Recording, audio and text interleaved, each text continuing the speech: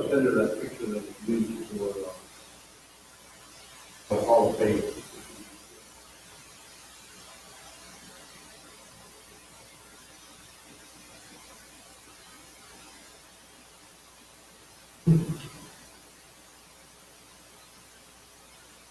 So we'll ask first.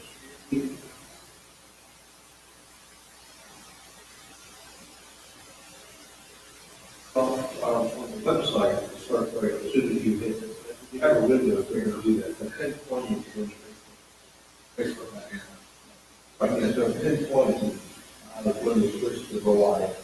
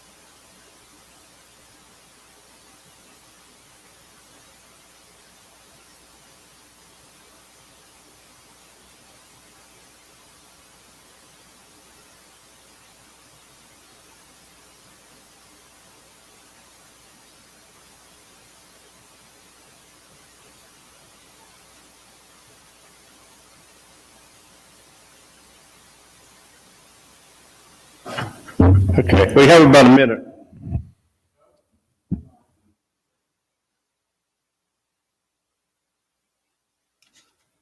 Well, Facebook isn't going to kick in for 50 seconds yet. We must be a minute ahead of what theirs is.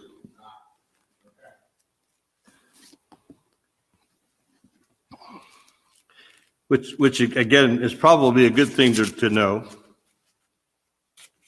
You know, with the whole new setup, because if we're kicking in at 10:15, but Facebook isn't going to do it until our clock says 10:06.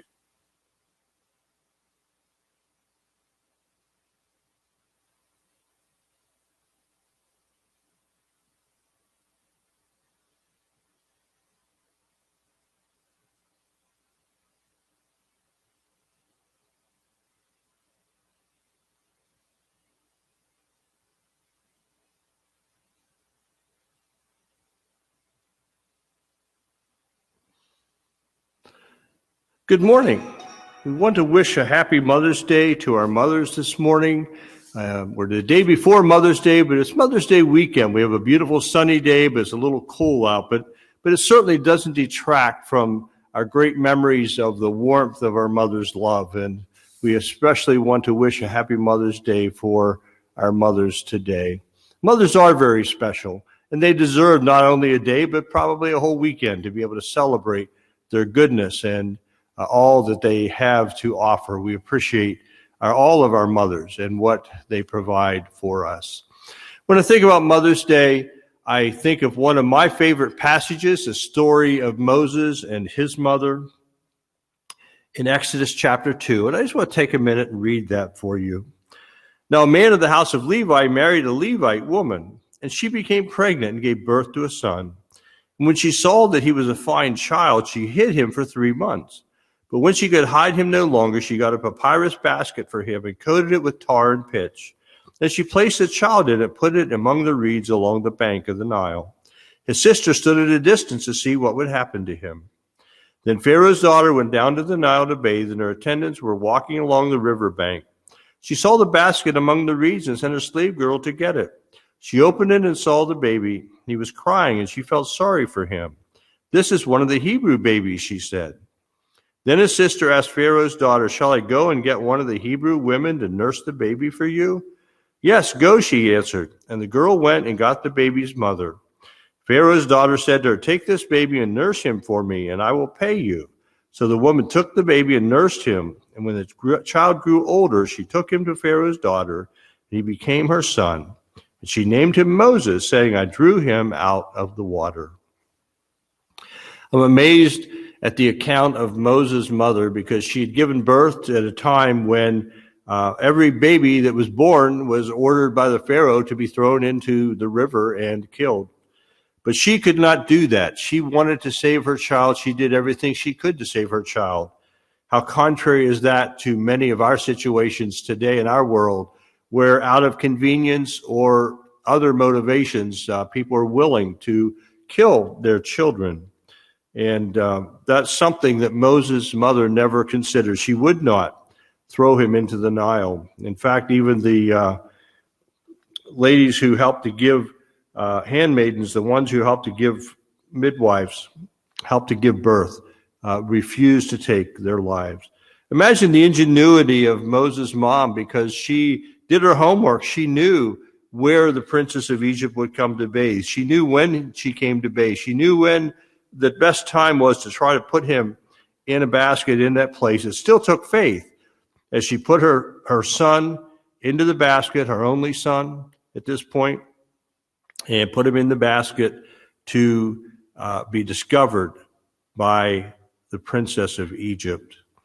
And so as she placed him in the water and prayed and trusted God, certainly the princess came, recognized this basket, drew a compassion and love that God had given to her for this baby, and out of that compassion and love was willing to take her as her own son. And of course, Miriam was there, and she came out and asked if she would like Pharaoh's daughter to go get one of the Hebrew women to nurse the baby, and of course, she could go get Moses' own mother to nurse and care for him in those early years of life.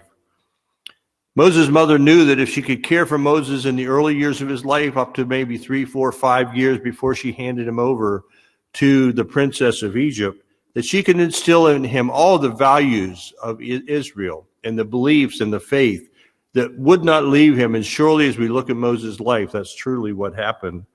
And so when the time came, she was willing to release him to God, release him to Pharaoh's daughter, the princess, because she knew that this had to be God's plan. She could spare his life. His life could continue on, and she could observe that from a distance. She could have the knowledge and confidence that knowing that she has done all that she could, and God would take her son and carry him on for a special purpose in delivering the people of Israel, which is what happened. And she did not know for sure the purposes of God, but knew that God had a wonderful purpose for him. So as we think about the ingenuity of Moses' mother, we think of the love for her, that for her son, that she was willing to release him to God's hands because she couldn't raise him herself. All those things, as expression of love, comes in so many different ways. So as we think about our mothers, we think about loving them. If you have an opportunity to call your mom, to talk to your mom, to express your love for her, please take the time to do that. If you are a mother, enjoy the time this weekend with your children, and you are most blessed. We invite you to join with us tomorrow. We're going to look at another biblical example of a mother, a grandmother's impact on a person's life.